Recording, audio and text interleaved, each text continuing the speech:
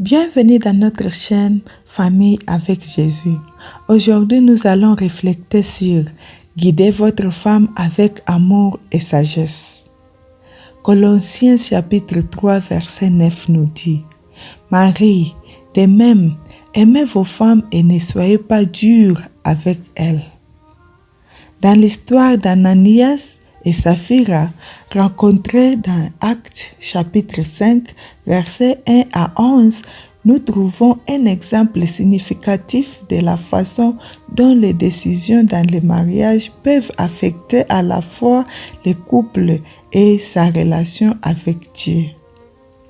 Ananias et Saphira, un couple de l'église primitive, décidèrent de vendre une propriété et de garder une partie de l'argent. Mais ils mentirent aux apôtres en disant qu'ils avaient donné la totalité du montant. Bien que la décision ait probablement été prise par Ananias, tous deux étaient d'accord sur cette malhonnêteté. Quand Ananias apporta l'argent à Pierre, l'apôtre, avec le discernement donné par le Saint-Esprit, confronta son mensonge. Pierre a souligné qu'il n'avait pas menti aux hommes, mais à Dieu, ce qui a entraîné la mort immédiate d'Ananias. Plus tard, Saphira, ignorant ce qui s'était passé, corrobora les mensonges de son mari devant Pierre et mourut également à cause de sa malhonnêteté.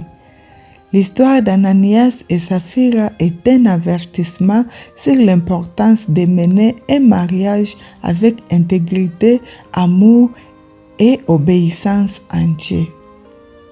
En tant que mari, Ananias avait la responsabilité de guider sa femme dans la vérité et la sagesse, mais tous deux ont échoué dans leur engagement spirituel.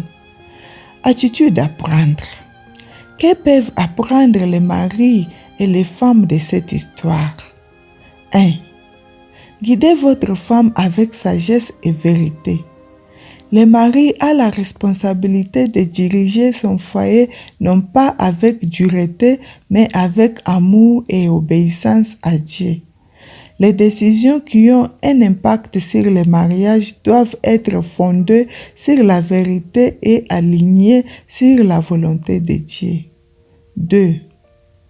Protégez l'intégrité spirituelle de votre foyer.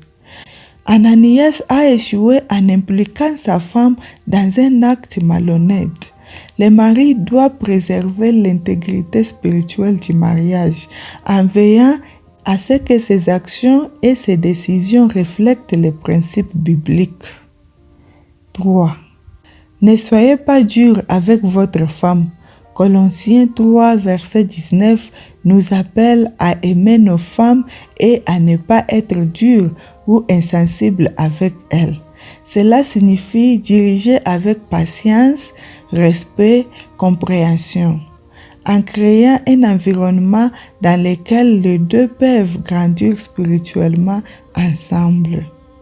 Pour conclure, l'histoire d'Ananias et Saphira nous rappelle l'importance de mener un mariage avec amour, intégrité et sagesse.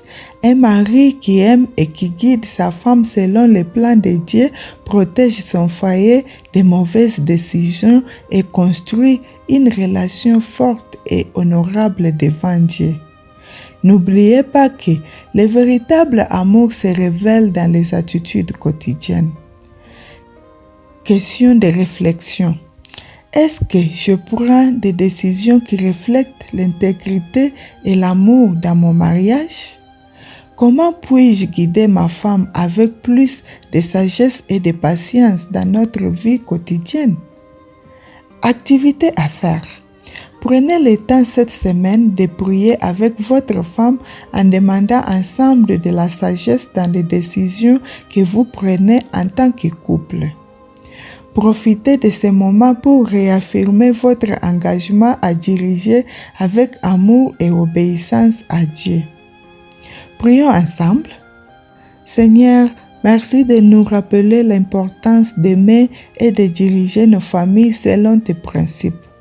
Pardonne-nous pour les fois où nous n'avons pas agi avec vérité et intégrité. Aide les maris à être des maris qui aiment, protègent et guident avec sagesse, construisant des mariages qui reflètent ton amour et l'obéissance à ta volonté. Au nom de Jésus-Christ, Amen. N'oubliez pas de vous abonner sur notre chaîne.